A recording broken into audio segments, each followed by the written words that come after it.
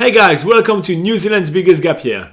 A couple of years ago, Laura and I decided to tackle 365 activities all over New Zealand in only 365 days. This is day 67 and it's full packed. We're going to check out the Te Apiti Wind Farm, we're going to check out the Manawatu Gorge, we're going to be doing a bit of a walk in the Manawatu Gorge, and then we're going to get lost because of Google Maps. Check out with me at the end of the video in which we're going to be answering all the questions that you had the first time we published this video. See you then.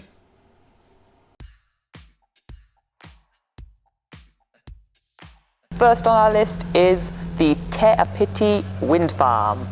This is a wind farm which you can drive all the way up to. You can park right underneath a wind turbine and have a look at the awesome views around of a wind farm. This isn't your everyday occurrence. New Zealand actually strives to be 100% renewable energy in 2050, which is actually quite soon if you consider, the size of the country. And the Te Apiti Wind Farm was actually the first wind farm in New Zealand and also one of the biggest. Every single one of the windmill that they have powers at least 900 New Zealand households, which is quite impressive. I had no idea windmill were that big. They were so powerful and they made so much noise. She entertains herself. It is so windy that even some of the wind turbines have turned off because it's too dangerous for them to go rotating in this crazy weather. So we are up here at the windiest time ever. All I can say is Te Apiti is a good place for a wind farm. Now we are going to Manawatu Gorge. So this is just a quick drive. Manawatu Gorge has, I think, 3 different hikes. And the hike we are doing today is the Tower Loop walk, which takes 1 hour and 45 minutes according to the signs. It's quite underrated, so there is really not that many people along the tracks. So it's really kind of something that even in summer you can definitely enjoy away from the crowds, and that's something that I always like. So Laura is far ahead, she left me behind. We are going into this really cool forest. There's such towering trees covered in green moss, but what's cool about this forest is there are loads of small vines that just coil their way around the tree trunks, and they are actually, some of them are red in colour, so it creates a whole different contrast to the trees. Also, there's vines hanging from the forest canopy and you don't even know where they've come from, but it kind of feels like Tarzan. I'm half tempted to grab hold of a vine and start swinging through the jungle here, but I know there's a lot of native birds around that won't appreciate it, so I refrain myself.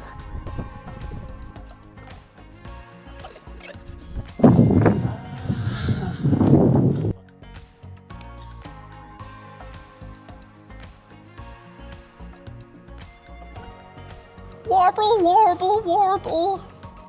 The hike goes through a lot of native bush and beautiful native forest, a lot of ferns along the way, and massive amount of vines. I have not seen a forest with that much vine in New Zealand so far. There are vines basically just circling every tree and just taking over. It looks like an alien infestation that just takes the forest and just grabs every single tree in a very slow motion. It's going to pull them down to earth with them and take over the planet. Halfway through the track, we see this huge metal sculpture of a Maori warrior. It looks so cool in this setting, right in the middle of the forest. Yeah, it's pretty. And from this section, we have either to continue on the loop walk or to take a detour to a mud slip lookout. That's what I call a slip. That's a gigantic slip.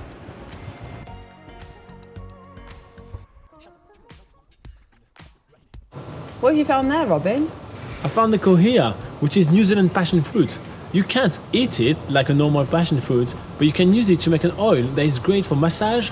Just the whole forest just looks so cool. Robin's running ahead, jumping through vines, jumping into tree trunks, sort of playing with all the leaves.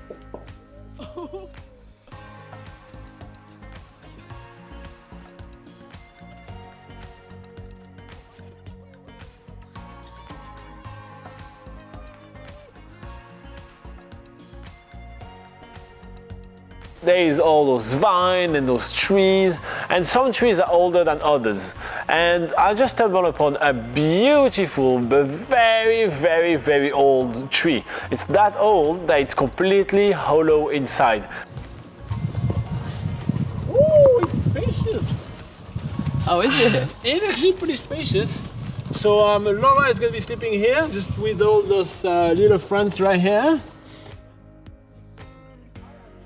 That's a lookout on the Manawatu River, and the small rapids that you can see all the way at the bottom are the White Horse Rapids, which are pretty fun to raft, especially in summer.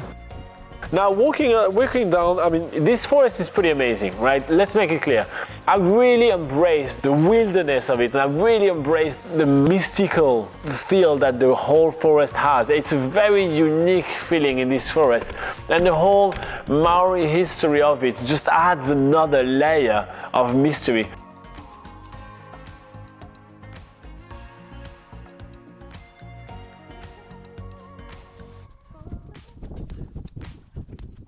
These palm trees here, they're very slow growing. It takes 40 to 50 years to begin from a trunk and about 200 years to reach 10 meters tall. 23, 24, 25, 26, 27, 28, 29, 30, 31, 32, 36, 37, 39, 38. Ooh, very old. We make our way back down. We're going back to the beginning of the loop where we take that really nice stream boardwalk back to the car park and back along the highway. And do the last leg of our trip today from the Manawatu Gorge up to the Makura Lodge, where we're going to be spending a couple of days. And at one point we have to take left, and we turn left, and that's when things get a little crazy. There is one thing that you absolutely need to know, and we talked a lot about that before. Please don't trust your GPS when you go to remote places in New Zealand. They just get you the shortest route, which is usually, yes, the shortest in kilometers, but much more treacherous to drive, so much longer in time, and quite often pretty dangerous.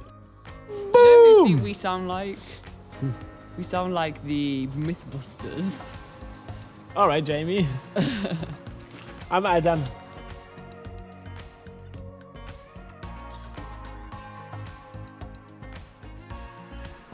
Alright guys, so I know I said it already in the video, but I'm gonna say it one more time. Please make sure that you get yourself a proper map when traveling in New Zealand. I don't mean you have to have a paper map, but you can download on your phone some of those GPS maps. I don't want to give any brands right now because I don't, back any brands right here, but there are some really cool GPS apps that you can buy, and they only cost like $5.99. It's really cheap, but it really will save you a lot of time or hassle like we just had to do right here. Honestly, what we showed on video was only the tip of the iceberg. It was a hard drive. Anyway, so we did a lot.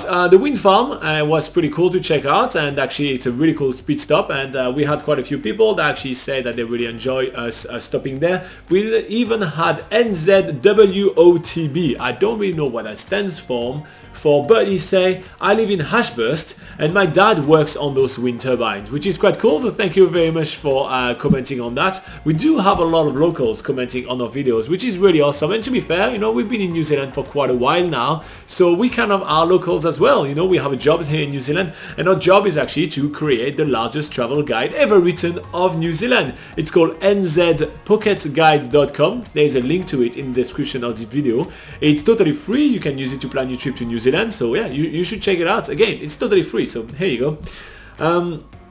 Then Short Dream also asked if the gorge was open or closed. Well, it was open on the day we drove in.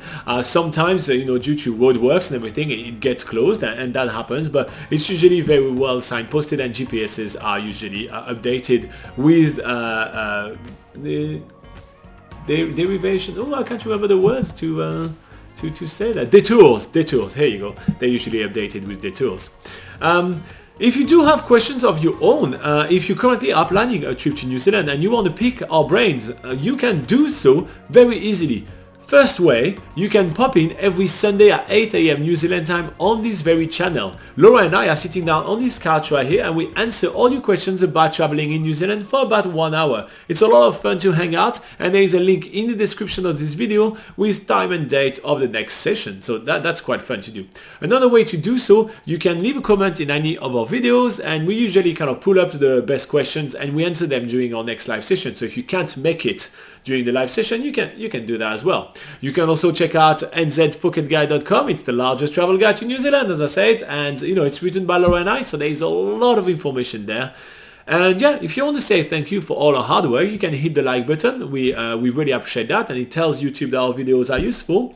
And if you want to see more of our adventures in New Zealand or of all our travel tips, you can hit subscribe. Thank you very much. See you next time. Bye bye.